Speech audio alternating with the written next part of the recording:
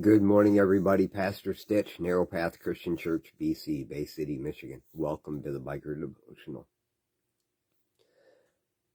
Today, as I was reading through Proverbs chapter 10, and I was reading about all the amazing things that happen to the righteous and the horrible things that happen to the wicked, and that's the way we often read it, I got to thinking about how I've interacted with those thoughts in my life before.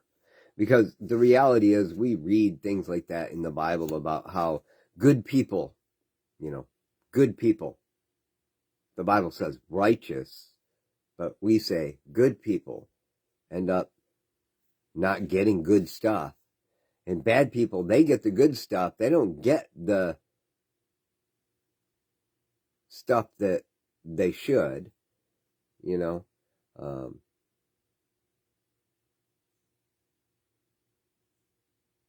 The example, a sly wink of the eye causes grief, and foolish lips will be destroyed. And we watch people all the time. That's just one verse in there. All the time that say things and they don't seem to ever have any consequences from their words, right? It's difficult. It's frustrating because, well, if the Bible says that, then that's a promise. And why isn't God fulfilling it? Don't tell me you haven't thought that way, because you have. Everyone has.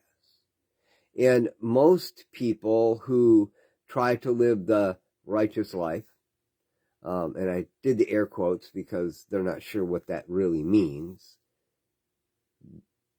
try to pass it off in some neutral way and say, well, in eternity it'll be that way. And that's true. That's absolutely true. But what about right now? Because none of us can get away from the fact that we want fair. We want fair. It's true. We want fair. And so there was a verse today that kind of jumped at me to explain why. In verse 28 of Proverbs chapter 10, it says, "The hope of the righteous is joy, but the expectation of the wicked comes to nothing." And it kind of defined it all to me in a moment. The righteous will hang on to the hope that those words are true right now, right here, for me, if I can just live a righteous life. And when I find the hope in that, it brings me great joy. But the wicked expect those things, and they come to nothing. And it challenged me where I was at, because I still find myself wondering, well, how is this fair, God? If you don't, again, I'm telling you, you're not telling yourself the truth. Everyone wonders. Everyone thinks it. Most people think it's sacrilege to ask God those questions.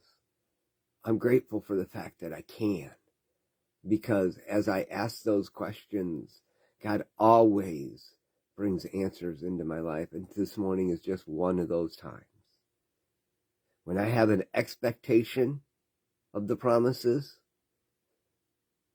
it's showing that I'm living a wicked life, that I'm trying to control, manipulate, and do all the things I've always done in my life. And it always comes to nothing. I feel empty.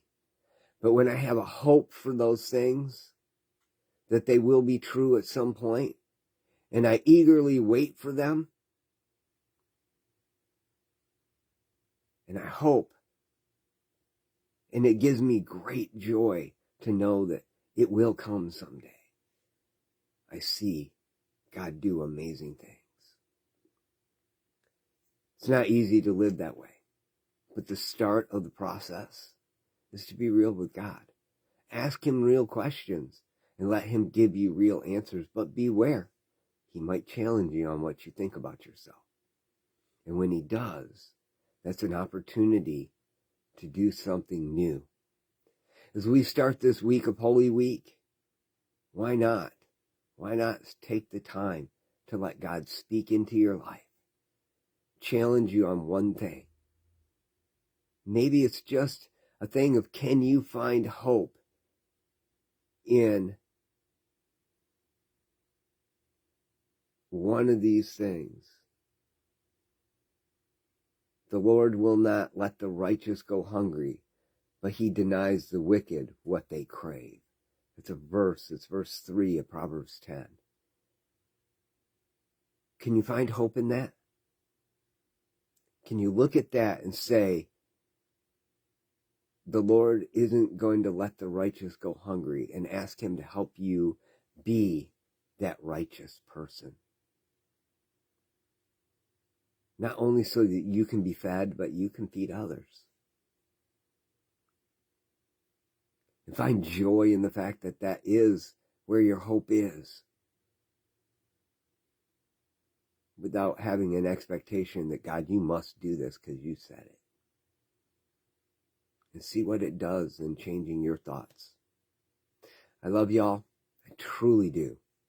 I wish you the best of Palm Sundays. God bless.